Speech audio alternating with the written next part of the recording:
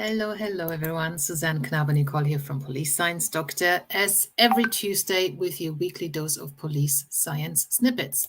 These are bits of information that I've extracted from academic research findings that I think and hope will be useful to some or many of you around the globe, basically depending on what role you're doing. Some of them will be relevant to you, some of them won't be relevant, but there are 3 every week.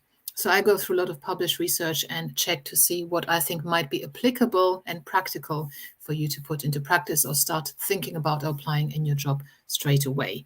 I talk to them about them here on social media, and I also email them straight into your inbox every Tuesday with a link to the original research. Now, you can only get that if you are on the Police Science Doctor email list and you've made sure I've got your email so I can send you these every week. It's free to do so and you won't get any spam. It's just for me to send you these bits of information. And if you don't want to stay on the list, you can leave at any time.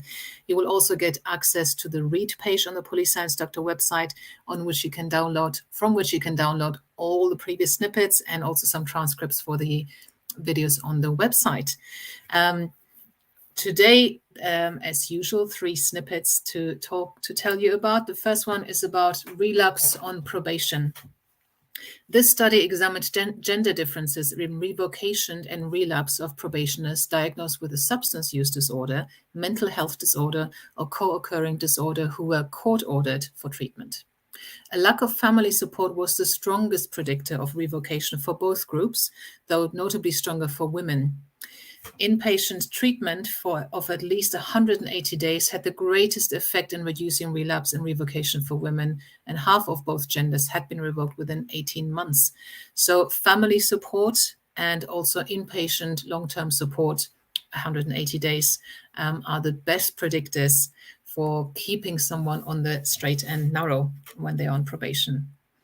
Now, the second article today is about geographic profiling in policing. I have to admit, it's a bit of a self-plug here because this is actually my own article. So this is my very first academic article that was published. So far, I have 2 book chapters in Professor Lawrence Allison's and Lee Rainbow's Professionalizing Offender Profiling. I've written 2 chapters in there. I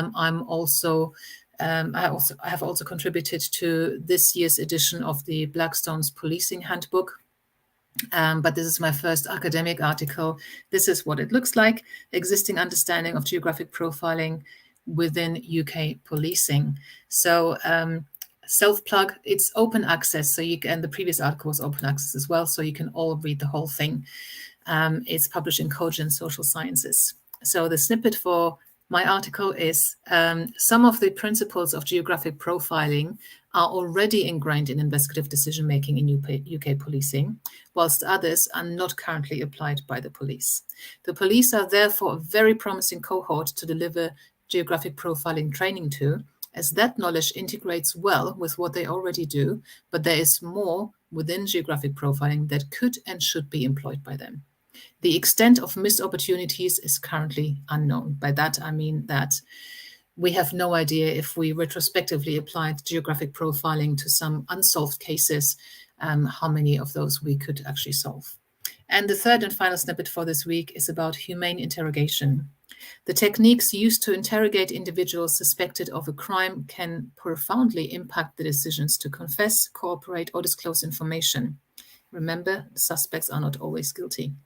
The study compared strategic strategies characterized by humanity and rapport with confrontation and dominance control. Respondents who reported experiencing humane strategies were more likely to confess, cooperate completely, and disclose incriminating information than the other group. Humane interrogation strategies are likely the most productive strategy to adopt in criminal investigations.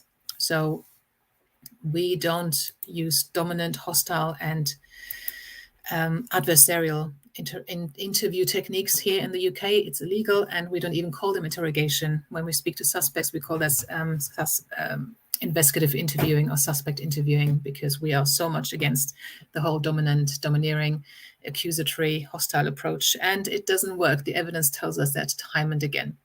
So I hope there was something in there that was interesting or relevant to your role. If there wasn't this week, fear not, you have access, if you join the Police Science Doctor email list, you will have access to all the previous 169 snippets as PDFs, and I hope there will be something for you there. And I'll speak to you again next week. Have a good time. Bye-bye. Thank you for watching. I hope you found this content useful. You can get access to each episode's transcript with key learning points, timestamps, and references if you get yourself onto my mailing list. Just go to the main website on policesciencedoctor.com, and on the bottom of each page you will find a sign-up form for notifications of new content. Just enter your first name, your preferred email address, and the type of organization you work for. You will not get any spam. This is just for me to let you know about new content and for you to get access to all the transcripts.